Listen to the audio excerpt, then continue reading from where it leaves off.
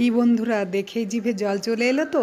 নমস্কার, আমার স্বাদের রান্নাঘরে আপনাদের সবাইকে স্বাগত। আজকে আমি আপনাদের কোনো আগুনে রান্না নয়, হাতে তৈরি করে একটা খুব মুখরোচক জিনিস বানিয়ে দেখাবো। অনেকেই জানেন, তবুও দেখাই।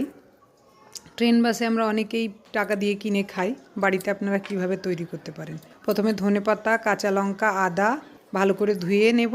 এবার আমলকিকে এইভাবে দেখুন ছুরি দিয়ে পাতলা পাতলা করে কেটে নেব।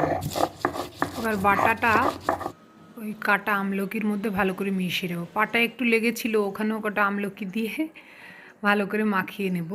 এবার এর মধ্যে দিয়ে দেবে সামান্য একটু গোলমরিচ গুঁড়ো, একটু সাদা নুন বা খাবার নুন, যেটা আমরা সবসময় রান্নায় ব্যবহার করি, আর দেব বিট লবণ, দিয়ে ভালো করে মাখিয়ে নেব। ও মাখতে মাখতে আমার মুখে জল চলে আসছিল। এইভাবে আপনারাও বাড়িতে একবার মেখে খেয়ে দেখুন, দারুণ লাগবে। ভিডিওটি দেখার জন্য অনেক ধন্যবাদ।